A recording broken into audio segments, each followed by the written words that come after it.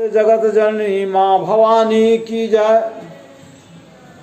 25 दिसंबर 2024 जगत जननी माँ भवानी के चरणों में प्रणाम, कुलदेवी कुल देवता के चरणों में प्रणाम, ग्राम देवी ग्राम देवता के चरणों में प्रणाम। जहाँ तक मेरी आवाज़ जा रही हो सभी जीव जंतु को कोटि कोटि प्रणाम।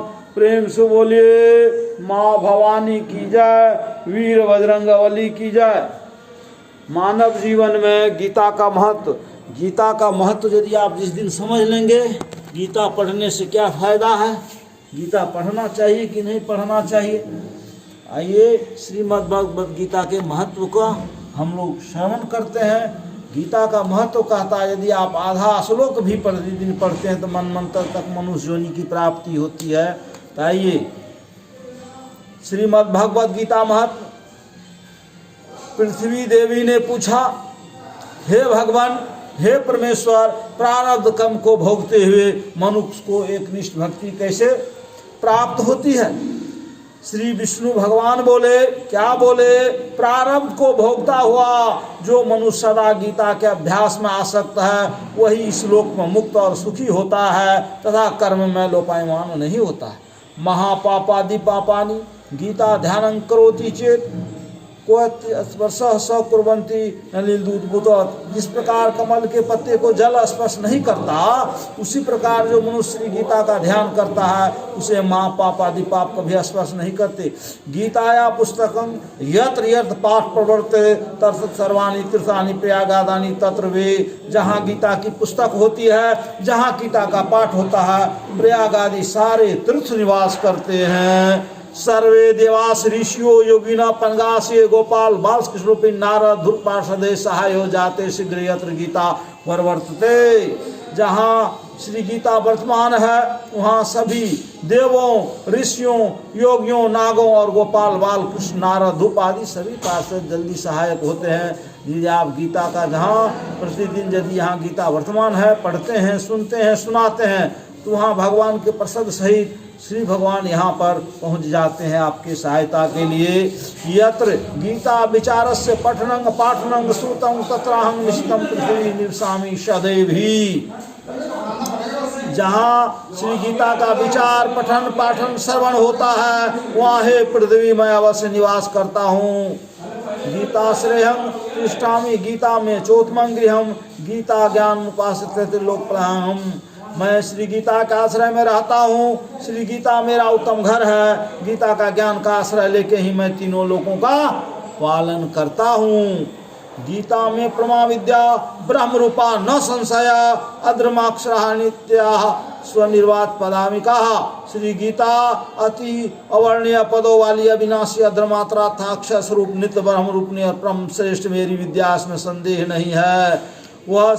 वह श्री गीता चिदानंद श्री कृष्ण ने अपने मुख से अर्जुन को कही हुई तीनों वेद स्वरूप परमात्मा स्वरूप तत्व स्वरूप पदार्थ के ज्ञान से युक्त है। जो मनुष्य स्त्री मन वाला होकर नित्य गीता के 18 अध्यायों का जाप पाठ करता है ज्ञान रूप सिद्धि को प्राप्त होता है, फिर परम पद को पाता है। संपूर्ण पाठ करने में समर्थ हो तो आधा पाठ करे तो भी गाय के दान से होने वाला पुण्य को प्राप्त करता है, इसमें संदेह नहीं। यदि एक अध्याय आप डेली पढ़ते हैं तो 2 गाय दान का पुण्य मिलता है आपको। तीसरे भाग का पाठ करे तो गंगा स्नान फल प्राप्त होता है और छठे भाग का पाठ करे तो सोमयाग फल पाता है। गीता महात्मा का 12वां श्लोक आपको गंगा स्नान और सोमयाग फल का भी गारंटी देता है।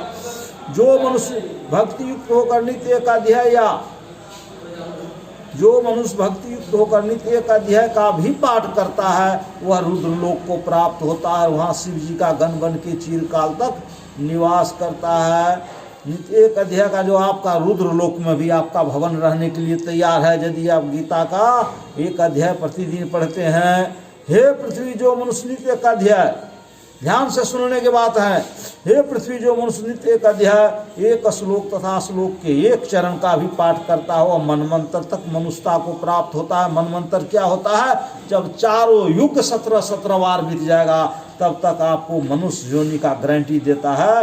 गीता का 14वां श्लोक अध्याय श्लोक पादं वा नित्यं यः पठेत नरः स याति नान्तां यामंतरं वसुंधरे। हे पृथ्वी, जो मनुष्य नित्य का अध्याय एक श्लोक अथवा एक श्लोक के चरण का पाठ करता है मनमंत्र तक मनुष्यता को प्राप्त होता है। गीताया श्लोक दशं सप्त पंच चतुष्टयम् द्रो त्रिनेकं तदर्वाः श्लोकां यः पठे नरः। जो मनुष्य गीता के 10, 7, 5, 4, 3, 2, 1 या आधे श्लोक का भी पाठ करता है वह अवश्य 10,000 वर्ष तक चंद्रलोक को प्राप्त होता है। गीता के पाठ में लगे हुए मनुष्य की अगर मृत्यु होती है तो पशु आदि अधम योनियों में न जाके पुनः मनुष्य जन्म पाता है। क्या बोला? जो मनुष्य गीता के 10, 7, 5, 4, 3, 2, 1 या आधे श्लोक का भी पाठ करता है वह 10,000 वर्ष तक चंद्रलोक को प्राप्त है। चंद्रलोक में भी रहने का आपका बहुत बड़ा महल तैयार का गारंटी दे रहा है। 16वां अध्याय गीताभ्यासं पुनः कृत्वा लभते मुक्ति मुतमाम गीता युचार संयुक्तो म्रियमानो गतिं लभेत। और वहाँ गीता का पुनः अभ्यास करके उत्तम मुक्ति को पाता है। गीता के उच्चारण के साथ जो मरता है सदगति को पाता है। गीता का सुनने में तत्पर बना हुआ मनुष्य महापापी हो तो भी वैकुंठ को प्राप्त होता है और विष्णु के साथ आनंद करता है। अनेक कर्म करके नित्य गीता का अर्थ का जो विचार करता है उसे जीवन मुक्त जानो। मृत्यु के बाद वो परम पद को पाता है। गीता का आश्रय करके जनक आदि कई राजा पाप रहित होकर लोक में यशस्वी बने और परम पद को प्राप्त हुए। गीता का पाठ करके जो महात्मा का पाठ नहीं करता है उसका पाठ निष्फल होता है। ऐसे पाठ को श्रम रूप ही कहा है। इस महात्मा से जो गीता का अभ्यास करता है उसका फल पाता है, दुर्लभ गति को प्राप्त होता है। सुज्योल गीता के सनातन महात्मा ने कहा गीता के अंत में जो इसका पाठ करता है उस फल को प्राप्त करता है। तो ये गीता का महत्व था। यदि आप गीता के आधे श्लोक भी पढ़ते हैं तो कल्याण है, लेकिन हम लोगों ने तो गीता पढ़ना छोड़ दिए और गीता जब भी खरीदिए महत्व वाला पढ़िए। कौन सा अध्याय पढ़ेंगे तो क्या फायदा है? यदि विद्यार्थी प्रतिदिन 18 अध्याय का 5 श्लोक 18 अध्याय का यदि वो 5 श्लोक प्रतिदिन पढ़े तो यहाँ भी पद, वहाँ जाने के बाद भी इंद्र पद। जिसके घर में बीमारी हो, परेशानी हो, अकाल मृत्यु हो रहा हो, बार बार हॉस्पिटल का चक्कर लग रहा है, उस घर में गीता का 3रा और 7वां अध्याय इस परेशानी को भगा देगा। बोले बाल कृष्ण कन्हैया लाल की मैं यहीं पर अपने वाणी को विराम देता हूँ। आप लोग सुने जुड़े, भगवान आप लोगों के जीवन को सफल, सुखमय, सुगंधित, पुष्पित, करुणामय और दयावान बनाए रखे। बोले बाल कृष्ण कन्हैया।